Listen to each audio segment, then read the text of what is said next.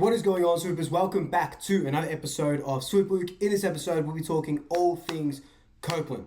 Let's get into it.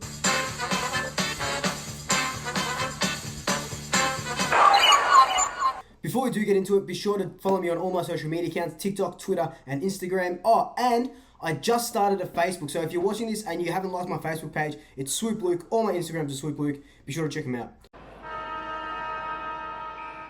So last night, Collingwood hosted the 94th Annual Copeland Trophy Awards.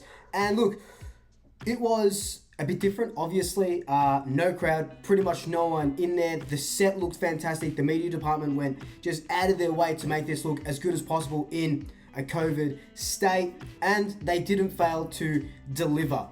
On the night, there was lots of awards given, obviously. First year player, best clubman, the Gavin Brown Award, all of the Copeland trophies, the Joseph Wren Award and stuff like that, and the new Jack Hallier Best Clubman for the VFL Award. So we'll start from the bottom. The Jack Hallier Award was awarded to Tom Wilson, the Best VFL Clubman. I love the way Tommy Wilson goes about it. I think he played 3 or 4 games in the season. He could be the Howe replacement. He's agile, he's quick, he can find himself on a wing as well, and he's pretty tall. Basketball background, we know. The Joseph Wren Award for the VFL Best and Fairest Player went to our co-captain, Lockie Tardu, for another great season. First season being co-captain and stuff like that. I can't wait to see what the VFL boys bring next year, especially with Lockie leading the way. So we were so close. We were going to make finals, but COVID affected year, etc., etc., etc. God damn, it's getting so annoying. Hopefully next year we're back to normal or thereabouts. Our best first year player was awarded to Ollie Henry. And look, that could have really gone to anyone. Bo had a really good year. Poulter had a good year. Bianco had a good year. And Finlay towards the end. But I think Ollie Henry, from that first game that he played where, look, Bucks shouldn't have played him in that first game, and the selection committee shouldn't have picked him. He was a little bit overwhelmed and underprepared. But when he got back into the senior team, he kicked 3 goals against Carlton at one stage, kicked it back, taking marks everywhere. He's only, 186 centimetres or thereabouts. So he's not a key forward or anything like that, but he's got to be that crafty forward that can kind of push up the ground a little bit, get those intercept marks. He has a very good kick, especially hitting targets inside 450, and that's exactly what we need. So congratulations to Ollie Henry. So the next award we're going to look at is the Darren Mullane Perpetual Memorial Trophy Award for the Best Clubman. And the winner for this was Jordan Roughead. And we absolutely love Ruffy. I admire Ruffy. He is someone that I really look up to, and not because of the way he goes about it on the field, but the stuff he does off the field. You know, he's helping the AFLW Collingwood team, coaching, the stuff he does on climate change, helping the LGBTIQ plus community and stuff like that. He is just... The world would be a better place if there were more people like Jordan Roughead. Scott Pendlebury said, this is the kind of award that you really want to win because it's voted by all your peers, everyone in all the players in the club and stuff. So for Jordan Roughead to get this, it just says so much about him. And in the same year as being nominated for the Jim Steins Community Achievement Award as well. The next award we're going to be looking at is the Gavin Brown Award, which is the Leading Desire Indicators Award. That was won by Steel Sidebottom. That is an award, like I said in my previous video, in the 1990s, Lee Matthew called this award the Record Award. It's for things that don't really get picked up, so like, spoils, smothers, tackles and stuff like that. So Leading Desire Indicators is just, how hard you go about it and the way you conduct yourself on the field and stuff. So for Steel to win that after, starting, or was it, what did he start? 2020 pretty bad, or was it 2021 pretty bad? All these years are just merged together for me, but I'm pretty sure he started 2020 really bad. To go on now and win the Gavin Brown Award. Look, it still didn't have his best year.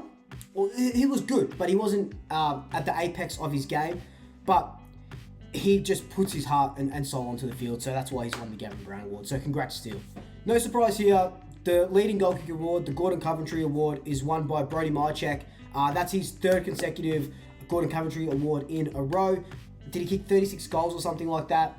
In a season where we couldn't hit a target going into the forward 50, 36 goals, it does look like something you can just that's nothing. Bailey Frisch kicked like 57 or something like that. But in a season where we just couldn't hit a target going 450, like I just said, Checkers just competed. He wasn't on his game a lot. I think he scored 37 goals, and I think about the same points as well. So he could have had easily 50 or 60 goals, but just wasn't on. Kicking wasn't up to scratch. Hopefully with Craig McRae, by all accounts, a very good kicking teacher, can come in and kind of help us all out. So now we go to the top 5 of the Copeland. 5th place and the Jack Regan Trophy is still side bottom. 4th place with the Jock McHale Trophy is Jordan DeGoey, his first top 5 finish in every single season that he's played at the club since 2014, I think. Coming in 3rd with the JJ Joyce Trophy, Scott Pendlebury. After missing a chunk of games, Scott was still that good this season that he made it into the top 3. Out of the 16 seasons he's been at the club, 13th of those seasons, he's finished top 3 13 times. Hopefully that made a little bit of sense. 2nd with the RT Rush Trophy is Braden Maynard. After another very good season, we know how much of a great defender Braden is. He probably moves into the midfield next year as well. But Maynard is one of the most underrated players in the game. He was lining up on like Cameron, Buddy Franklin as well, because we were short down back, and just like Steele, Braden gives his absolute all. Look, all the boys do, but Braden just has that white line fever that we absolutely love, and he is an absolute bull and someone that you want in your backline and you want on your team. And winning the EW Copeland Trophy for the very first time is Jack Crisp. Mr. Consistent, hasn't missed a game. I think he's played 168 consecutive games. At the end of 2014, when Collingwood and Brisbane were haggling over Dane Beams, Dane Beams went up to Brisbane. In return, we got pick 5, pick 25, and steak knives, Jack Crisp. Jack Crisp went from steak knives to trophy silverware. That's in 7 years. This guy is a shining light of the Collingwood Football Club. Look, I put him up there with like the Chris Mayne, where this guy bleeds black and white now. You see on his Instagram and stuff with his family, and just looks like the nicest person, right? But the way he goes about it on the field as well, you can just tell that he loves his football club so much. And to go from, look, just chucking Jack Crisp as in the Dane Beams deal, and we'll get it, to now winning the EW Copeland Trophy is just absolutely phenomenal. And talking about that trade as well, pick 5 obviously went to Jordan DeGoey. Jordan DeGoey is now in the top 5 as well. And pick 25 was traded to the Kangaroos for Levi Greenwood, another great servant of the club. But Jack Crisp, Mr. Consistent, this just sums up that journey, and he can only get better from here. Maybe he finds himself in the leadership group next year. But I absolutely adore Crispy. If you're watching, you're amazing. Great role model, especially great role model for your kids. Great role model for the kids everywhere. Such a nice dude, and I cannot wait to see you just take it in leaps and bounds. Could you go back to back next year? I honestly think you probably could. So rounding out the top 10, we had Chris Payne at 10th, Roughhead at 9th, Isaac Quaynor at 8th, which is his first top 10 placing. Only been at the club for a couple of years, but this kid, I talk about him all the time. I absolutely love him. I know this is just like a love note to all of these players, but I absolutely love how Einstein/IQ goes about it. He is one of my favourite players in the league, especially at Collingwood, and he could probably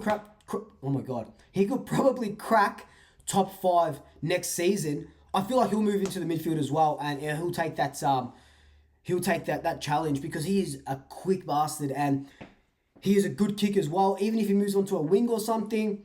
But I do love what he provides us off the halfback with that run. Kind of put Johnny Noble there. It's going to be interesting next season. 7th, Darcy Moore, and 6th, Brodie Grundy. As you can see, there was no Taylor Adams in the top 10. He did miss a chunk of footy with that knee injury and a couple of other injuries and stuff like that. But there's your top 10 Copeland Trophy winners.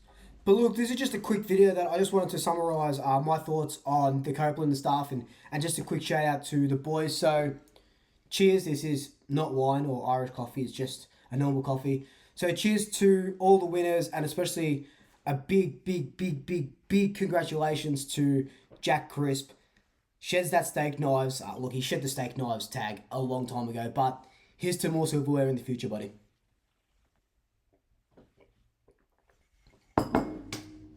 But until next time, like, comment, subscribe, tell your family, tell your friends, tell your pets, and until next time, double shackers. I'll swoop you later.